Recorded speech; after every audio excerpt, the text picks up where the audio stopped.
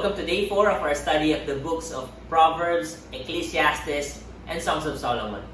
Now today we're going to explore the book of the Songs of Solomon, or others just call it the Song of Songs.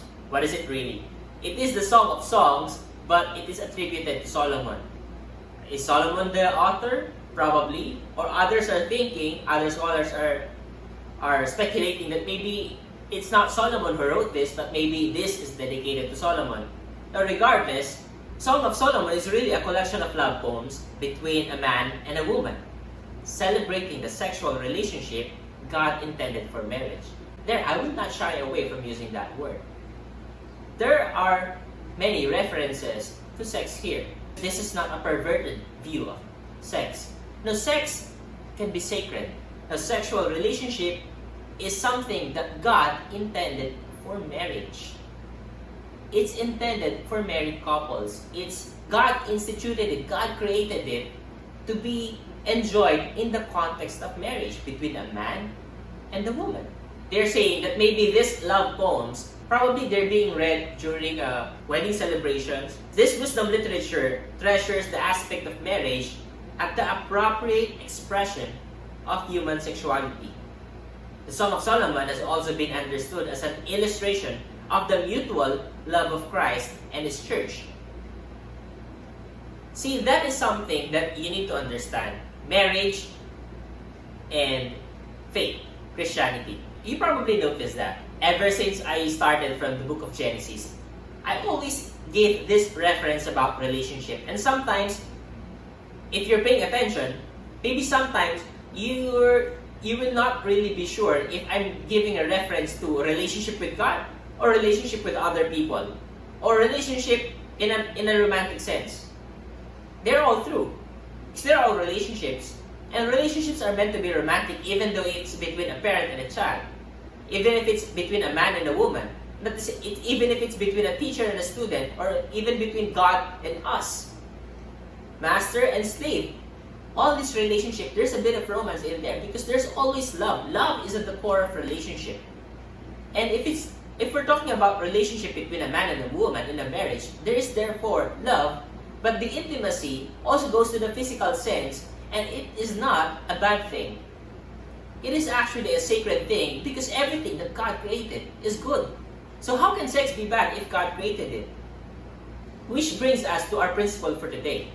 Our principle for today is this: sex in marriage reflects the intimacy of relationship with God. What God wants from us, really, God wants to have a relationship with us. Now, for us to have a relationship with God, we must understand first what a relationship should be. You know, there can't be love if there's only one, right? A person alone, without exposure to another person, cannot know love. For love to exist, there has to be a relationship. So, for God to know love, to understand relationship perfectly, it's important to affirm that God is Trinitarian in nature, 3 in 1. Now, God knows that, but we don't. So how do we understand that? God has to teach us. That's why God created man and woman. That's why God instituted marriage.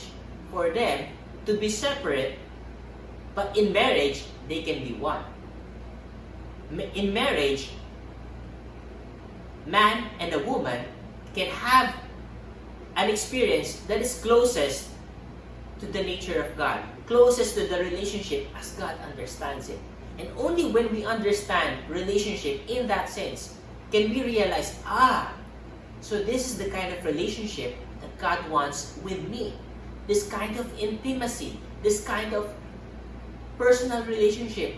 Like He knows all of me and I will reveal everything to Him. I will be very honest to God and I will express to Him everything in the same way that a husband and a wife shares these things between each other. It's the same thing. So that's why the celebration of love and sex here in the Song of Solomon is so sacred, because it reflects the intimacy and the beauty of relationship as God intends it and as God wants us to learn. So that as we understand that, as we understand what relationship should be, as what a loving relationship should be, we will realize that this is how He wants to have a relationship with us, between our Master and us, between God who created us and us, the created being. To have this kind of communion with Him, to have this kind of intimate relationship with Him.